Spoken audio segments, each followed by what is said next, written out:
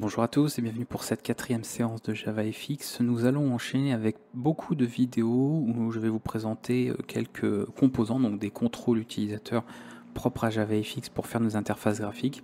Et comme on est sur un cours JavaFX et non pas sur quelques séances dans un autre cours, on va prendre quand même le temps d'en voir plusieurs, un peu plus en détail, plutôt que de simplement les voir en surface. Donc je vais vous montrer tout ça et vous verrez de toute façon en fonction des différentes séances.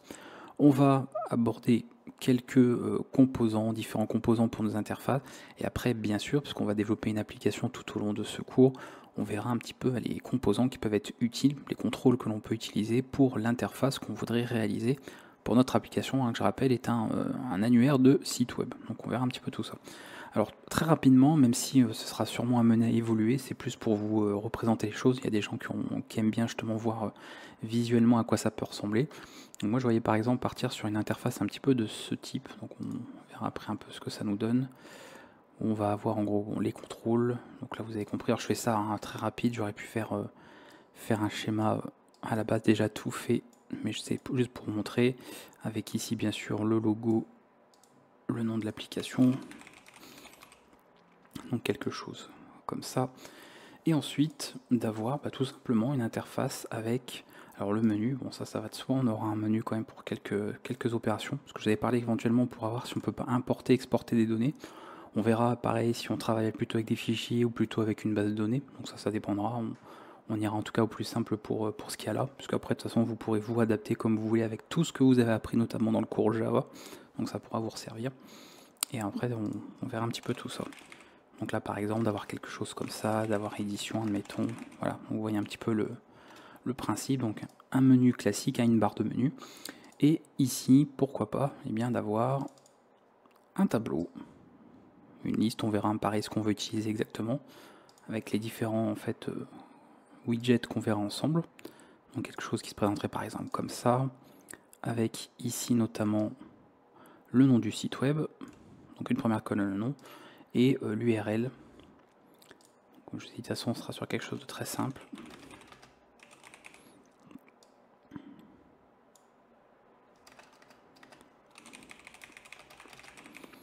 Voilà.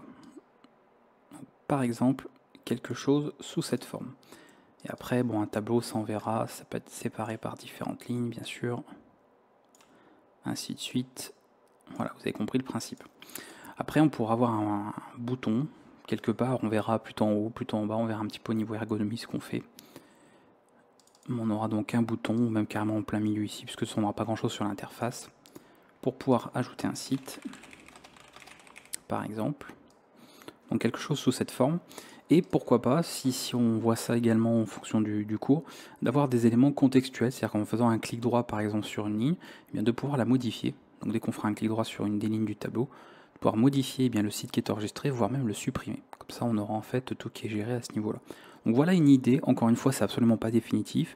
C'est, en tout cas, moi j'essaierai de proposer quelque chose qui est assez essentiel, assez simple, puisque le but c'est en fait vraiment que vous appreniez à utiliser JavaFX ici avec un exemple concret. Et l'avantage après c'est que vous serez libre vraiment de l'adapter, de l'améliorer ou même de partir carrément sur un autre projet. Voilà, si vous voulez vous exercer à JavaFX en développant une toute autre application que celle que je montre en vidéo, il n'y a vraiment pas de problème, vous faites de toute façon comme vous voulez, vous êtes libre.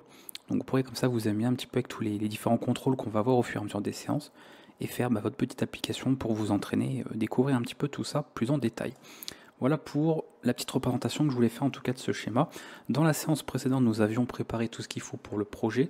Donc on avait vraiment tout ce qu'il nous fallait au niveau de la gestion du projet avec Maven notamment, avec la possibilité ensuite de pouvoir, je vous rappelle, compiler le projet avec ceci, et ensuite la commande JavaFX Run pour pouvoir l'exécuter. Et je ne sais plus si je l'avais dit, donc je préfère le préciser ici. Évidemment, cette commande fait la compilation d'abord. Donc c'est pas, vous n'êtes pas obligé de refaire les deux à chaque fois. Si vous voulez vraiment juste compiler, vous faites ceci.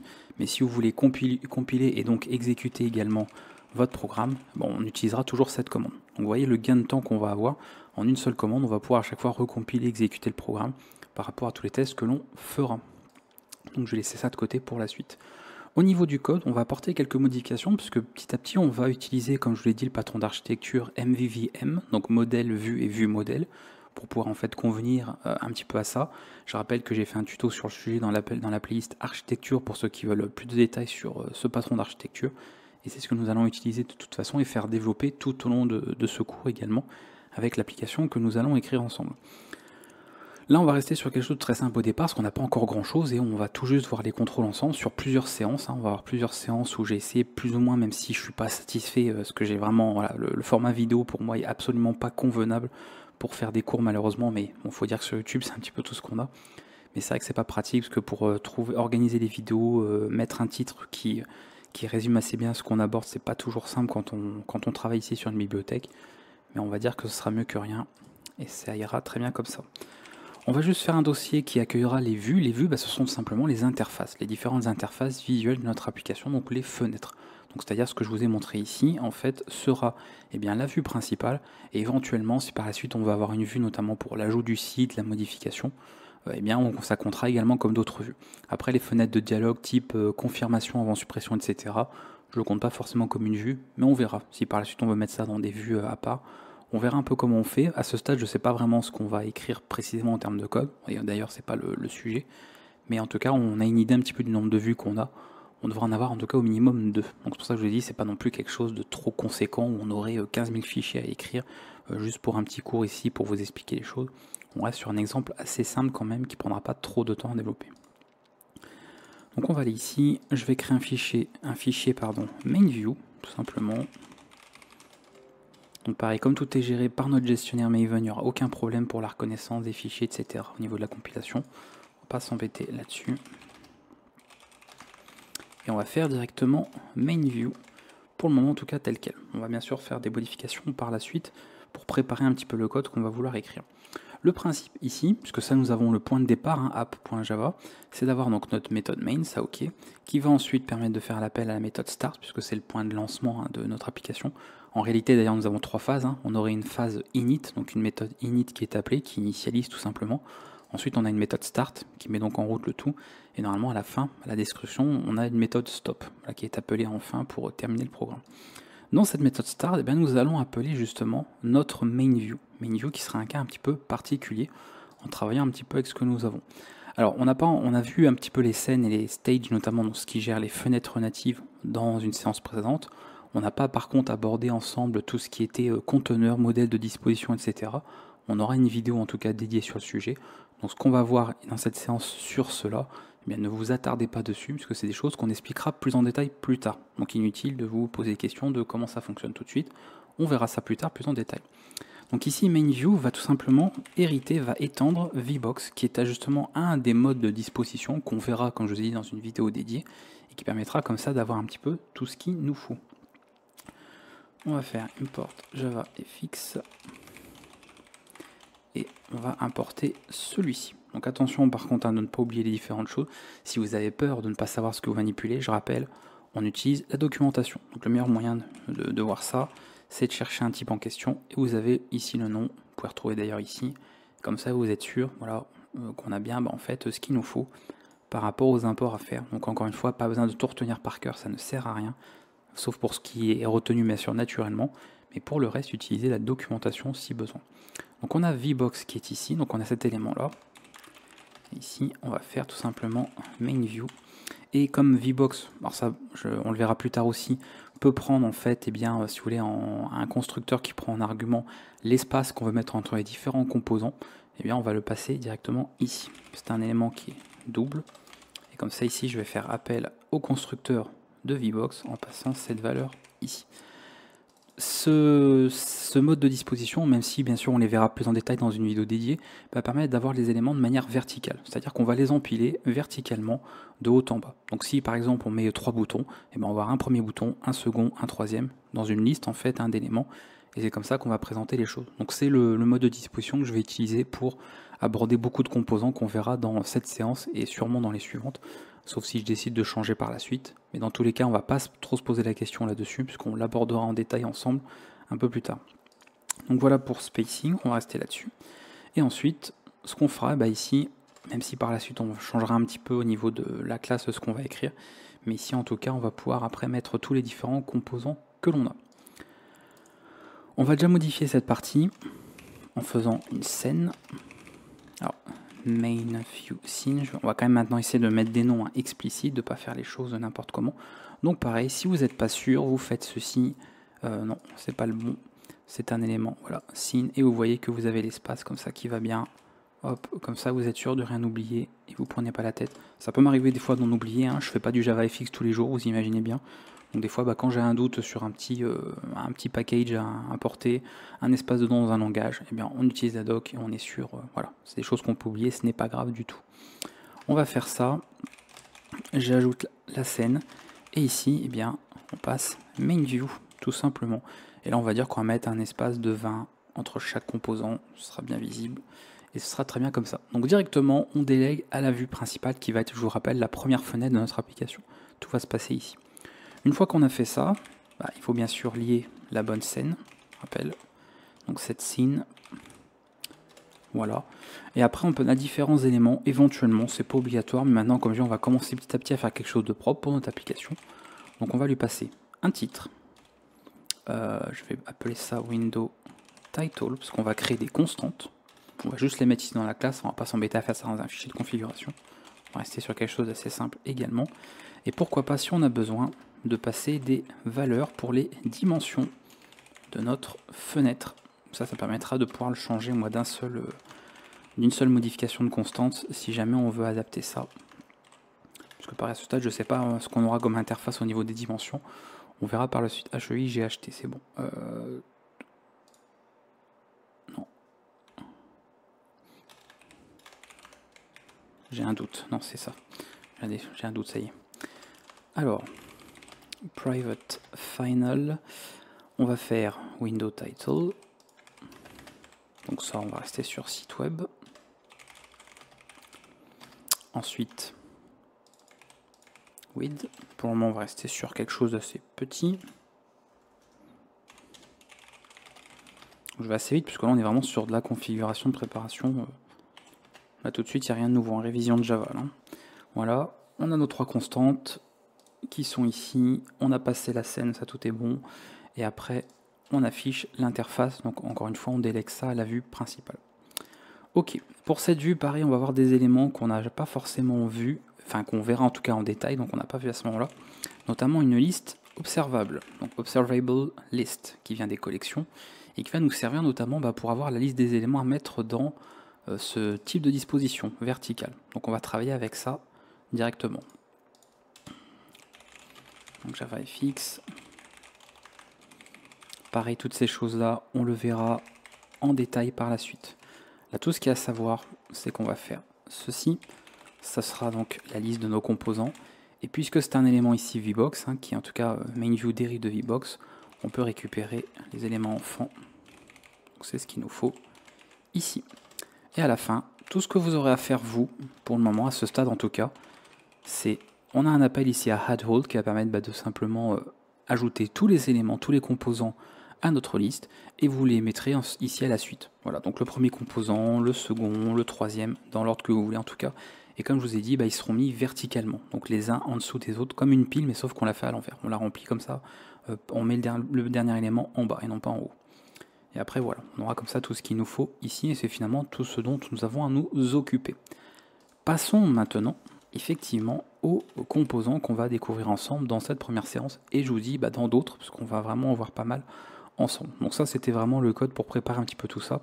Alors d'ailleurs, parce que j'ai bien que j'ai mis ça, mais j'ai pas grand chose là, pour le moment je vais faire ça. On peut peut-être déjà exécuter, voir si j'ai pas oublié quelque chose.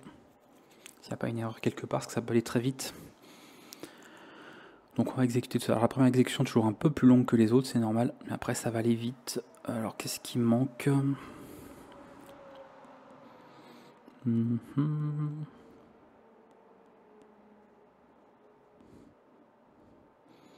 Déjà je suis au bon endroit, oui.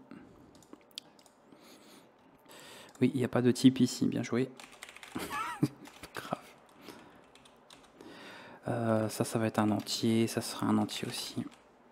C'est peut-être pas que ça, mais bon déjà forcément, si on oublie les types, voilà, et de toute façon comme il y avait 3 erreurs, ça venait bien de ça, ça va mieux.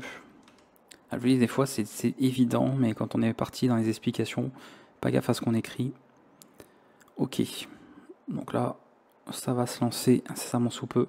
Voilà, donc vous voyez que ça a bien pris les dimensions qu'on voulait, on a bien le titre, pour le moment on n'a rien, mais on a bien notre application, donc pas de problème, tout est exécuté sans problème. Vous voyez que MainView est bien reconnu grâce au gestionnaire de projet, il n'y a pas de problème là-dessus non plus. On met ce code et on va pouvoir enfin aborder les premiers contrôles que nous allons voir ensemble. Pour cette première séance, on va voir surtout des éléments dits textuels. Alors, comme je vous ai dit, c'était pas forcément simple à organiser au niveau des vidéos. Dans l'idéal, on aurait dû voir tous les contrôles ensemble, mais c'est pas possible, ça ferait une vidéo bien trop longue. Donc j'ai essayé à peu près de catégoriser les différents contrôles, les différents composants, même si c'est pas forcément exactement comme je voudrais. Donc pour les éléments textuels qu'on va voir, on va commencer par les principaux, notamment un élément, si vous voulez, textuel, donc qui est text field. Donc c'est un champ de texte, voilà, text field qui est celui-ci. Vous voyez, de temps en temps, je vous montre comme ça un doc pour voir un petit peu ce qu'il y a. Et text field va permettre de récupérer, de pouvoir en fait saisir les informations. On va aller sur, je vais le mettre ici. Donc c'est toujours par rapport à la scène control et on va avoir beaucoup d'éléments qu'on va ajouter comme ça. Text field. Vous allez voir comment c'est simple à utiliser par rapport à ce qu'on a écrit ici. On déclare. Donc bien sûr, on crée notre composant, on va le préparer. Ici, je vais mettre des noms très simples, puisque pour moi, c'est pas ce qu'on va se servir pour l'application. C'est un peu plus tard qu'on fera vraiment la vraie interface pour notre application à faire. Donc je vais juste faire ça comme ça. Text field, qui peut bien sûr contenir un texte ici au départ, vous n'êtes pas obligé, mais moi je vais pas en mettre ce que je veux, un champ de texte qui est vide. Et on peut comme ça se contenter de ça. Et pour l'ajouter, c'est ce que je vous expliquais, une fois que vous avez votre widget, vous l'ajoutez ici à la liste des composants. Terminé. On va juste tester ça directement, ce que c'est le premier, et après on va compléter un petit peu plus, bien sûr, avec d'autres types de contrôle utilisateur. Donc là, ça va s'exécuter et on va voir les différents champs. Comme je n'ai pas mis de paramètres en particulier sur les bordures, etc., c'est des choses qu'on verra plus tard. Donc là, bien sûr, ça va occuper toute la largeur qu'il faut, avec bien sûr les éléments qui vont s'empiler, comme je vous disais, à la verticale, puisqu'on utilise un VBox. Donc là, on a bien notre champ de texte, qui fonctionne très bien ici, qui est disponible, et on a bien sûr le focus dessus, puisque c'est en l'occurrence le seul élément qu'on a sur notre interface. On peut l'accompagner, comme on fait généralement, d'une étiquette avant. Donc pareil, on va utiliser label. Donc là, je vous ai dit, on va en ajouter plein. On va en avoir pas mal quand même à voir. Some label, donc comme ceci. Et là, un champ, hop, comme ça. Et on l'ajoute dans l'ordre, donc je vais le mettre avant, donc je le mets avant le champ de texte. À nouveau, on compile, on exécute. Et là, on va voir pour chacun. Donc ça va s'enchaîner assez vite sur ces aimants-là. Ceux-là sont pas compliqués ici. Alors pareil, après par la suite, vous pourrez changer l'espacement qu'il y a entre. Là, j'ai mis 20, donc c'est sûr que ça fait beaucoup. Éventuellement, on pourrait mettre un petit peu moins. On pourrait même présenter les éléments différemment. Donc ça, bien sûr, on va absolument pas s'attarder là-dessus. C'est des choses qu'on fera plus tard. Et on n'a pas de toute façon tout vu à ce stade. On commence tout juste, donc on a beaucoup de choses encore à voir ensemble. Voilà, en tout cas, on a l'étiquette, on a un champ de texte simple. Vous avez également la même possibilité avec un champ de mot de passe, qui est quand même très, très souvent utile. C'est pour ça que je vous dis, là on voyait surtout des éléments textuels pour beaucoup. Password field. Bon, je les mets par ordre alphabétique, mais encore une fois, c'est pas obligatoire, vous faites comme vous voulez.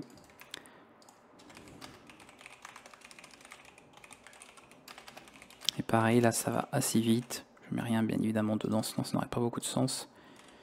Je l'ajoute et on recompile, on exécute. Donc là, ça s'enchaîne bien. Chaque élément qu'on voit ensemble, ces différents contrôles sont simples à utiliser. Il n'y a pas grand chose à savoir dessus. Donc là, voilà. Et là, si je tape, on est bien sur un champ avec des éléments, des caractères masqués. Donc on a comme ça tout qui est géré au niveau de notre interface. Alors c'est un peu petit, je suis désolé par contre. Donc j'espère que vous ne regardez pas les vidéos sur téléphone. De toute manière, de base, comme vous êtes sur de la programmation, il faut programmer idéalement sur un PC, sauf si vraiment vous n'avez pas de PC. Donc ne suivez pas des cours sur un téléphone, sinon ça veut dire que vous faites que regarder des vidéos et il faut pratiquer, il ne faut pas juste être passif. Si vous voulez apprendre, il faut programmer aussi et il faut écrire des choses de votre côté, pas seulement visionner des vidéos comme si vous visionnez une série Netflix. On est là-dessus, donc on a ces trois éléments, c'est déjà pas mal. On a vu comme ça un petit peu tout ce qu'on avait là. On peut également utiliser des séparateurs, on va le voir ici, parce que de toute façon je vois pas quand est-ce qu'on pourra le voir sinon, mais ça peut être utile.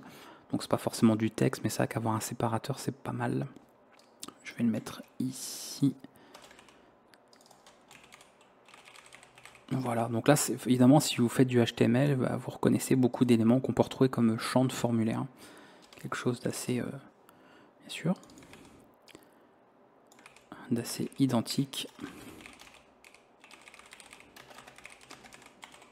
Donc là, le séparateur, vous pouvez le mettre tel quel. Bon, je vais le mettre par exemple ici. Donc vous faites avant le mot de passe par exemple. Hop. Et vous pouvez le mettre de manière verticale. Voilà, on peut faire un séparateur vertical en changeant son orientation, qui est finalement un argument qu'on peut passer en premier. Donc là, bon, il est très léger, on le voit pas beaucoup, mais on voit quand même qu'il y a un petit trait gris, mais évidemment, le style par défaut n'est pas forcément des plus visibles. Et on peut changer ça, c'est-à-dire qu'ici, en passant notamment Orientation vertical, puisque par défaut, c'est en horizontal. Orientation, ça doit être dans tout ce qui est éléments géométriques, donc c'est c'est ici. JavaFX géométrie orientation, on a beaucoup d'éléments pour tout ce qui est position, tout ce qui gère les dimensions. Donc vous pouvez passer ça, c'est une énumération et vous passez comme ça vertical. Et là normalement sur compile on va avoir un trait qui sera sur toute la gauche et qui va bien sûr espacer les deux éléments. Donc il va faire un voilà, vous voyez un autre, on le voit vraiment quasiment pas, mais il est ici, petit séparateur ici vertical. Donc on peut régler ça comme ça. Donc nous bon, on va le laisser par défaut, c'est-à-dire que voilà, ça c'est ça, le comportement par défaut, l'orientation. Je vais l'enlever ici. Hop. Et vous pouvez comme ça gérer votre séparateur de cette manière. Donc on a vu l'étiquette, on a vu le champ de texte, séparateur, password. On va pouvoir voir le dernier, c'est-à-dire un champ de texte mais un peu plus conséquent, qui est finalement text area. Pareil, toujours pareil que les formulaires, en HTML notamment. Donc très simple. Donc c'est simple à utiliser, c'est assez simple à retenir aussi, parce que les noms sont logiques. On peut mettre un texte aussi pré-rempli, moi c'est pas ce que je veux. Voilà. Alors ça, pour le coup, le séparateur, on va le bouger. Alors l'ordre ici encore importe pas, puisque ce qui est important, c'est l'ordre dans lequel vous mettez les composants, par rapport à VBox, comme on le verra plus en détail plus tard. Moi c'est plus pour des questions visuelles. Voilà, plus logique par rapport à ce que j'ai. On recompile, on réexécute. On a un petit peu tout ça en détail aussi. Donc normalement, ça ne devrait pas vous poser beaucoup de difficultés. Voilà, un grand champ de texte. Alors par contre, ça va être utile, on va pas laisser le comportement par défaut, puisque vous allez voir ce qui se passe. Voilà, si le texte dépasse, hop, ça met une barre de défilement ici horizontale. Vous voyez, le texte passe pas automatiquement à la ligne. Et c'est généralement, je pense pas en tout cas le comportement que l'on recherche sur ce type de contrôle. Donc nous, ce qu'on va faire, c'est tout simplement d'avoir un élément qui peut être coupé. Donc ici, on va aller là, on va récupérer ce dernier text area et on va lui passer set wrap. Alors des fois, il y en a, c'est wrapping, wrap. Donc lui, je pense que c'est wrap. Et on le passe à true, on prend un booléen pour dire tout simplement que le texte est automatiquement, alors pas tronqué, mais en fait que ça passe à la ligne plutôt que d'afficher une barre de défilement.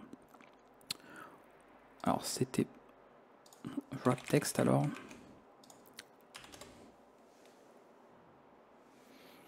Des fois d'un langage à l'autre, c'était wrap text visiblement. On va voir ça tout de suite. Donc voilà, hop, et vous voyez ça passe bien à la ligne. Donc il n'y a pas de problème. Et par contre on va avoir une barre de défilement, voilà, verticale, mais c'est encore une fois le comportement qu'on attend quand même le plus de ce type de champ, je pense. Ça me semble plus logique par rapport à ce que l'on veut faire. Bon, et bon, on est pas mal pour tout ça, dans ce que je voulais vous montrer en tout cas dans ces différents éléments. Ouais, après, bon, l'alignement, c'est vrai qu'on peut changer l'alignement de ça. Non, l'alignement, on verra pour le texte. On va voir pour le texte. Ça, on va laisser tel quel. Ok, donc ça pour ces contrôles, je pense que c'est bon. On va s'arrêter sur ces contrôles-là. C'est ceux qui prenaient moins le temps. Et vous voyez qu'il n'y a pas grand-chose à voir. Alors, bien sûr, ils ont quelques propriétés, quelques méthodes. Vous pouvez regarder vous-même de votre côté au niveau de la documentation. Mais bon, on va dire que l'usage le plus courant, c'est celui-ci. Et on va terminer avec d'autres éléments, notamment deux en particulier, qui sont écrire du texte, puisqu'après tout, on est sur des éléments textuels. Et notamment comment gérer les polices de caractères. Donc là on va être sur quelque chose qui va être un peu plus à développer ici. Je vais enlever ce qu'il y avait, donc on était sur tout ça, beaucoup d'éléments. On va enlever ces derniers, enfin les enlever, juste les commenter au cas où. Et on va passer à un élément textuel, le plus simple. Donc là texte, je crois qu'on est sur syntext. scene, texte et texte. Je vais l'ajouter. New text, évidemment.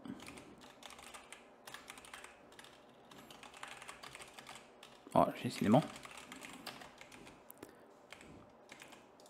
On va ajouter que cet élément, puisque c'est le seul que nous avons maintenant. Que vous voyez, ce que ça nous donne par défaut. Parce qu'évidemment, bon, on a un affichage par défaut. Ça va utiliser la police du système, qui est configurée en tout cas par défaut pour votre système, donc ça dépend du système que vous avez. Et vous avez comme ça le texte qui est affiché ici. On va pouvoir faire beaucoup de modifications sur ce dernier. Vraiment beaucoup de modifications. Déjà, bon, après coup, à tout moment, si par la suite vous voulez modifier le texte, vous avez quelques accessoires. Je vais les noter peut-être ici. Je ne vais pas les noter en haut cette fois-ci, ici. Parce que je ne vais pas forcément l'utiliser, mais si vous voulez modifier sur le texte après coup, vous pouvez le modifier là. Donc là, ça reviendrait à faire ceci. Voilà, et puis là, vous changez le texte par la suite. Donc, par exemple, bonjour. Voilà, c'est super. Et comme ça, vous modifiez le texte en question que vous avez là. C'est une possibilité en tout cas de ce que nous avons. On peut changer également comment le texte est décoré. C'est-à-dire que là, je vais faire some text. Je vais faire set underline. Et pareil, ça prend juste une valeur booléenne. Par défaut, c'est défini à false, donc à faux. Et ensuite, vous pouvez changer le booléen, donc le curseur, le mettre sur on, et ça va modifier bien sûr la décoration du texte. Donc là, le texte sera souligné avec underline. Et bien sûr, par la suite, on peut trouver set, c'est strike through. Là, c'est écrire comme ça. Et là, c'est le texte barré. Donc ça, c'est les cas, on va dire, les plus classiques. Voilà. Alors c'est petit, ne vous inquiétez pas, on va modifier après le texte. Vous pouvez me croire sur parole, c'est bien un texte barré, tout va bien. Ok. Au niveau des modifications, on peut faire également, alors l'alignement, on va pas forcément beaucoup le voir ici, parce que c'est pareil ici, vous pouvez écrire plusieurs paragraphes, c'est pas juste un petit texte ici. Vous pouvez très bien faire ceci.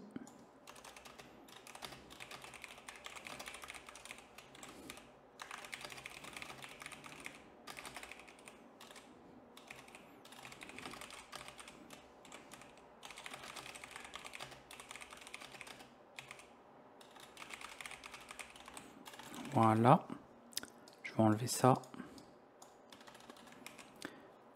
On va regarder, enfin que vous voyez en tout cas ce que ça donne par défaut, parce qu'après on va pouvoir jouer sur l'alignement.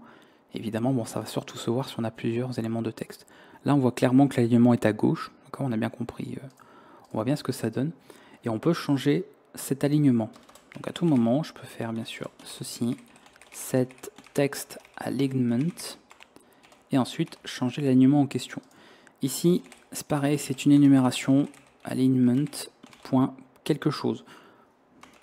Left, right, center, et un texte justifié avec justify. D'accord? Là, par exemple, je vais mettre center, et text alignment, évidemment, je vais devoir l'ajouter. Voilà. Donc, vous pouvez passer ça comme ça en argument. Donc je vais un peu vite parce que c'est simple, hein, c'est l'utilisation de méthode, pas de surprise. Et voilà, et là vous voyez que le texte est centré donc par rapport bien sûr à l'espace qu'occupe évidemment le contrôle en soi. Donc c'est à voir, parce que ça il faudra le prendre en compte par la suite, comment vous ferez vos interfaces. Donc bien gérer tout ça. On a également line spacing qui peut servir, pourquoi pas. Donc l'espace entre les différentes lignes. Donc ça prend une valeur double, hein. Donc si par exemple je vais mettre plusieurs, on va mettre voilà, assez grand, on va mettre 50. Donc on voit quand même bien la différence par rapport à l'espacement par défaut. Comme ça on aura les différentes choses. Voilà, donc là on a vraiment pas mal d'espace entre les différentes, donc 50 pixels, entre chacun des paragraphes de texte, donc entre chaque ligne. Donc vous remarquez ce caractère qu'on retrouve à nouveau comme dans beaucoup de langages de programmation, l'anti/n pour aller à la ligne, pour new line, et bien permet donc d'obtenir différents paragraphes. Et après vous pouvez spécifier bien sûr on va dire une hauteur d'espacement entre les différents paragraphes de votre élément texte. Tout est dans un même widget et tout peut être géré comme ça. Ok, pour le texte, finissons-en avec, alors finissons-en, on a encore pas mal de choses quand même, mais avec la partie sur la police de caractère, sur font, puisqu'on va pouvoir bien sûr appliquer une fonte un petit peu à ce qu'on veut, donc une police de caractère à notre texte. Par exemple, ici de faire cette font, et ensuite on pourra choisir un petit peu l'élément que l'on veut. La police de caractère, c'est à la fois donc le style, la famille finalement de caractères que vous voulez, mais aussi bien la taille. Et on va même pouvoir choisir le style, c'est-à-dire est-ce qu'on veut que ce soit en gras, en normal, est-ce qu'on veut que ce soit fin, etc. Donc tout ce qui est en fait l'épaisseur, si vous voulez, du texte, vous allez pouvoir gérer ici. Alors ça, font, ça va dépendre bien sûr, il faudra notamment spécifier le nom complet de la police de caractère. Tout dépend de ce que vous avez sur votre système. Alors normalement, moi je dois avoir une stencil, je pense qu'on va largement voir la différence par rapport au texte par défaut. Et après, de toute façon, on mettra une valeur de police, de taille un peu plus grande, histoire que pour vos yeux. Alors je n'ai pas stencil.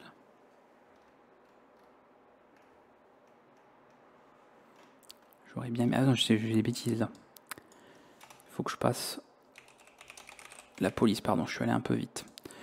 Je vais créer police ici. On va l'ajouter là. Voilà.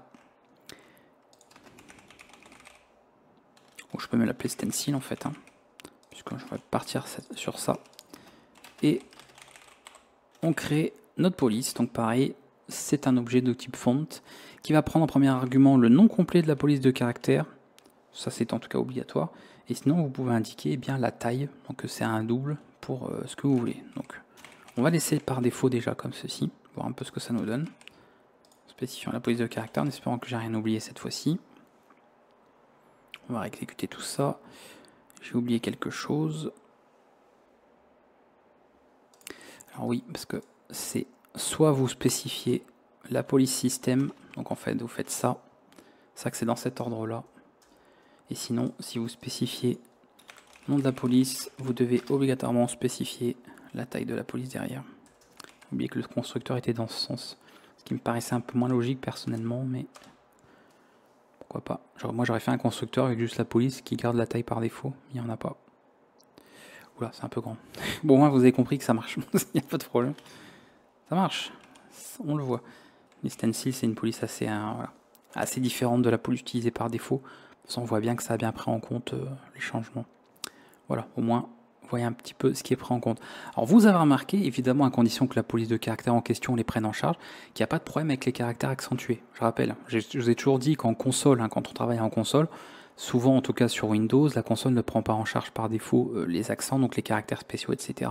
Après, bon, il y a des choses qui évoluent, hein, les terminaux évoluent, sont de plus en plus modernes, donc vous pourriez avoir certains terminaux qui les prennent en charge, mais en tout cas, comme c'est pas garanti chez tout le monde tout le temps, on évite d'utiliser des accents sur des programmes en console, même si vous l'utilisez sur Linux ou macOS, pour que ce soit en fait bien affiché pareil comme il faut pour tout le monde. En revanche, bien évidemment, sur une interface graphique, vous allez pouvoir gérer tous les caractères accentués, les caractères spéciaux. Donc c'est surtout là où c'est intéressant. En console, on s'en fiche un peu, mais ici, vous allez pouvoir bien évidemment écrire vos textes comme vous voulez. Donc là, c'est une police de caractère qui gère bien les accents, donc vous voyez que là, il y a bien un accent grave sur le E, donc ça marche sans problème. Bon, on est pas mal. Qu'est-ce qu'on peut voir d'autre là-dessus? Parce que là, on a juste vu la police de caractère et ça. Alors, bien évidemment, bon, vous pourriez, si vous voulez, retrouver un petit peu l'ensemble des noms des polices que vous avez. C'est-à-dire, bon, soit rechercher sur votre système directement, hein, style C, Windows, comment ça s'appelle, Fonts, ou alors vos dossiers de Fonts sur Linux ou macOS. Mais vous pouvez aussi les vérifier au niveau directement au niveau du langage. Donc, par exemple, je pense que si on fait quelque chose comme ça, c'est où? Stens, non. On peut le prendre sur stencil. De toute façon, on va pas voir grand chose. Get families. Éventuellement. Après, on a directement les font names aussi. On va voir qu'on est ça en terminal en fait. Récupérer différentes polices. Donc c'est méthode statique. Voilà, et comme ça vous allez la lier. Donc quand on parle des noms complets, hein, notamment des familles, ce sont des noms comme ça. Donc il y a généralement des espaces quand vous avez une police de caractères en plusieurs noms. Et après on doit voir la même chose avec font name. Et il y a des champs peut-être qui vont récupérer les mêmes noms. Des fois ils peuvent prendre des noms raccourcis s'il y a des alias, des trucs comme ça. Mais là oui, ils vont récupérer les mêmes noms. Voilà, comme ça par exemple, si vous cherchez une police que vous êtes sûr qu'elle est bien disponible ici. Vous pourrez gérer ça. Là il y a Gabriola notamment. Alors, je sais pas si on verra beaucoup différent avec la police système, parce qu'il y a souvent des polices qui sont quand même pas mal. Mais au moins on verra un petit peu tout ça. Oh bah si, oui, c'est bien différent. Voilà, donc vous voyez que ça fonctionne bien, pareil, ça prend en charge les accents, donc ça se voit. Donc on peut vraiment obtenir quelque chose de textuel très sympathique, et en tout cas qui est fonctionnel à ce niveau-là. On a d'autres éléments, hein. On peut donc évidemment, comme on a vu qu'on avait récupéré chaque élément, on peut récupérer le nom de la fonte, on a quelques accessoires, pour récupérer la taille aussi, et pour récupérer le style. Donc ça que le style j'en ai pas parlé, mais on va voir éventuellement comment le modifier.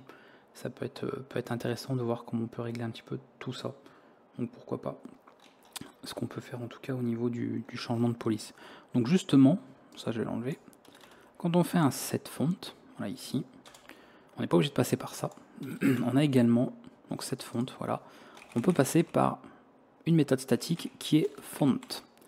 Et celle-ci est bien pratique parce qu'elle peut prendre plein d'éléments. Donc c'est font ici. Vous allez avoir la famille de caractères. Vous allez avoir l'épaisseur. Vous allez avoir la posture. Et bien sûr, vous allez avoir la taille. Au niveau de ces éléments-là. Family, vous avez compris. C'est le nom, hein, on l'a vu. Par exemple, stencil. On va mettre Gabriola comme tout à l'heure. Voilà. On a compris à quoi ça faisait référence. Pour way, c'est... je crois que normalement c'est une énumération, il me semble. On doit avoir dans font way. Mais je vais vérifier ça parce que pareil, des fois j'ai un petit doute. Mais normalement en Java c'est ça. Voilà, c'est bien ça. Font way. Et on va l'ajouter là.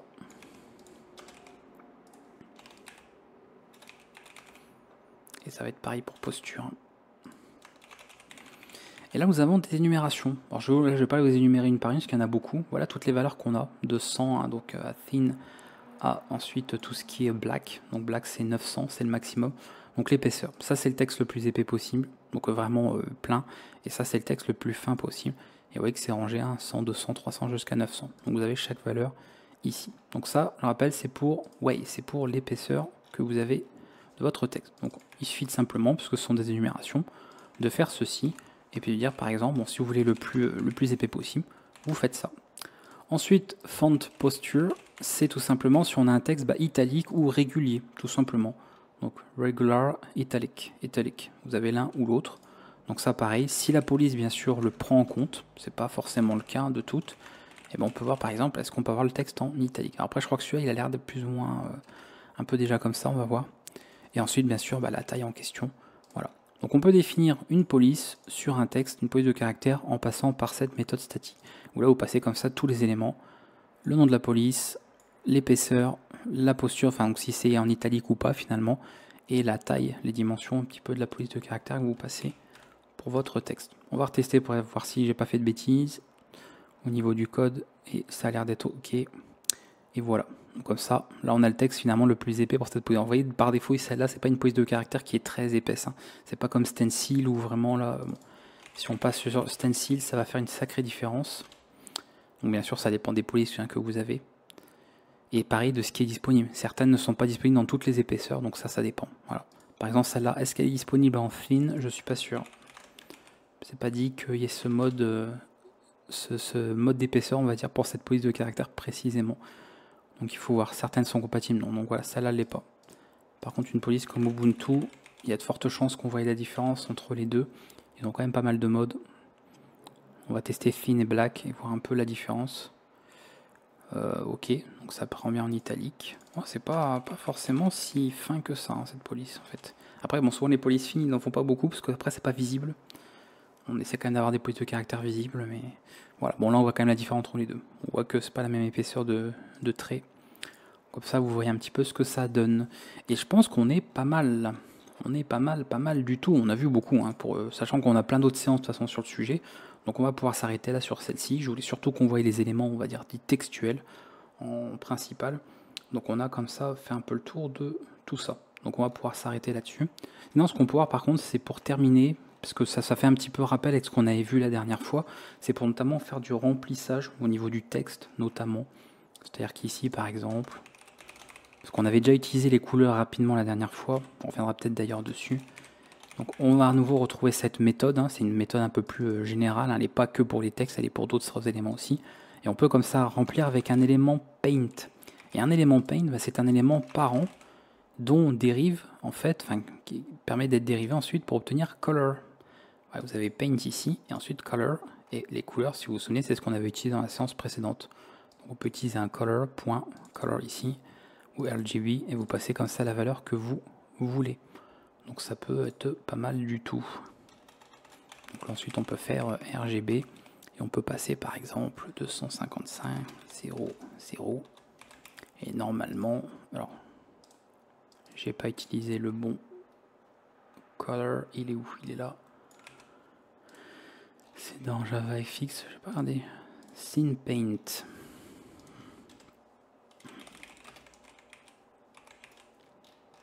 Voilà. On refait. On va terminer parce que ça aura fait une bonne séance là. Et comme ça, vous avez le texte qui est coloré. Donc on peut faire des choses comme ça. On pourrait même changer d'ailleurs la couleur de bordure. On peut mettre un contour au texte et changer la couleur du contour aussi, ou l'épaisseur du contour. Mais comme je vous ai dit, dans les vidéos, on ne voit pas non plus tout. Hein, ça n'a aucun intérêt. Je ne suis pas une documentation ambulante non plus. On voit ce qui est essentiel, ce qui peut être très utile par la suite. Et après, bah, c'est à vous d'aller un peu plus loin encore, prolonger un petit peu tout ça. En tout cas, on aura fait un peu le tour de ces différents éléments textuels. On va en avoir plein d'autres, hein, des contrôles à voir. C'est pour ça qu'il va y avoir 3, 4, 5, peut-être même 6 séances sur le sujet. On va avoir plein de contrôles comme ça différents, plein d'éléments utilisés au niveau de nos interfaces. Et comme je vous ai dit, bah, après on verra un petit peu ce qu'on va utiliser pour réaliser notre annuaire de site web. Et on verra un peu ce qui peut être intéressant et utile pour ce que l'on a envie de faire au niveau de notre application. S'il y a des questions, surtout, n'hésitez pas à les poser, n'hésitez pas à vous exercer, à prendre l'habitude d'utiliser un petit peu tout ça, mettre la documentation à côté de vous pour pouvoir vous référer à ça si vous voulez vérifier des éléments, propriétés, méthodes ou que sais-je, et à mettre en pratique un petit peu tout ce qu'on voit au fur et à mesure de cette séance, parce qu'il va y avoir beaucoup de syntaxe, beaucoup de code. Donc vraiment, prenez cette habitude dès maintenant. On est sur une bibliothèque ici, on n'est pas sur un cours d'apprentissage d'un langage. Donc on a énormément de code à voir et qui va à chaque fois s'enchaîner au fur et à mesure des séances. Je vous dis à bientôt en tout cas pour la suite, on passera à d'autres éléments, peut-être des éléments de sélection, des éléments cliquables, on verra bien, mais en tout cas ce qui est sûr c'est qu'on n'en a pas fini avec tous ces contrôles utilisateurs. À bientôt.